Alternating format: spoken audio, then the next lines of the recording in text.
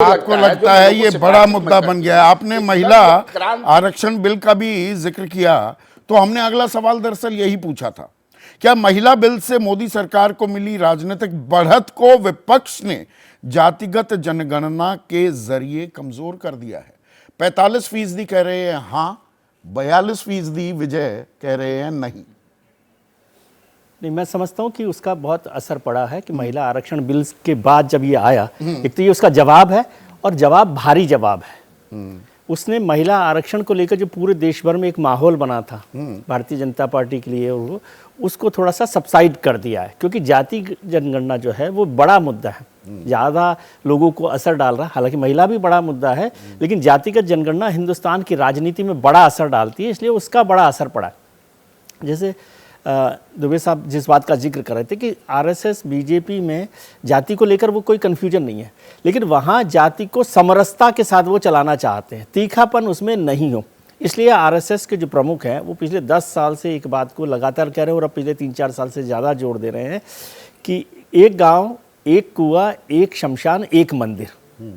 मतलब कोई जातिगत भेदभाव नहीं हो, सब जातियाँ एक समरसता के साथ चले।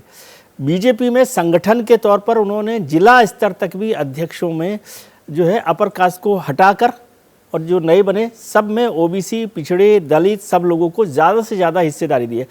मतलब लेकिन शीर्ष जो पद है 7 सरसंघचालक हुए हैं, 6 ब्राह्मण, वो भी चित्पावन ब्राह्मण और 1 ठाकुर। वो ठीक बात है ना, लेकिन वो तो इसीलिए शायद उनका परसेप्शन वो नहीं बन पा रहा। लेकिन संघ में टॉप के यदि ऊपर के 5 पद छोड़ दी जाए, ऊपर ही नहीं, सरसंघ चालक के बाद सह सरकार्यवाह हैं, सरकार्यवाह हैं, उन तीनों जगहों पर मतलब जो 6 सह सरकार्यवाह हैं और 1 सरकार्यवाह है, वहाँ पर कोई ऐसी व्यवस्था नहीं, लेकिन उसके नीचे बहुत काम उन्होंने किया है। और गोविंदाचार्य के और इसीलिए अपना एक नुआंस भी किया है अपनी अप्रोच को, अब 200 साल तक और चलता रहे आरक्षण। जो आरक्षण की समीक्षा की पैरवी करते दिख रहे थे मोहन भागवत 2015 में, जो 2023 में कहते हैं भाई पशुओं जैसा हमने व्यवहार किया है अपने बिल्कुल साथी जनों के साथ, तो उसको समाज में रहने वाले लोगों के साथ। वो तो बाला साहब देवरस ने भी 73 में बोला कि जातिगत जनगणना की बात करते हो, मतलब जनगणना की बात नहीं की, लेकिन उन्होंने कहा कि छुआछूत अगर अपराध नहीं है, पाप नहीं है, तो दुनिया में कोई अपराध नहीं है।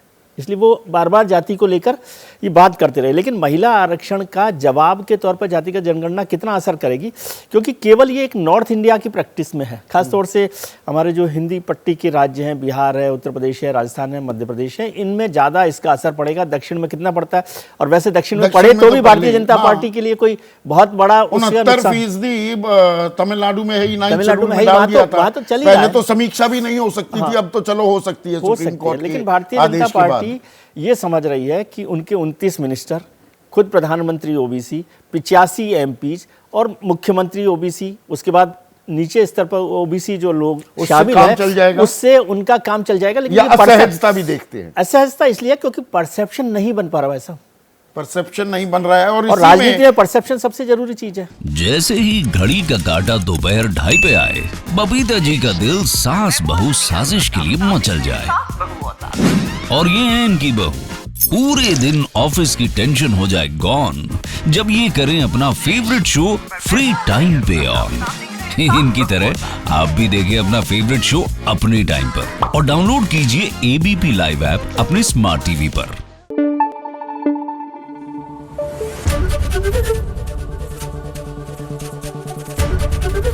एबीपी न्यूज आपको रखे आगे।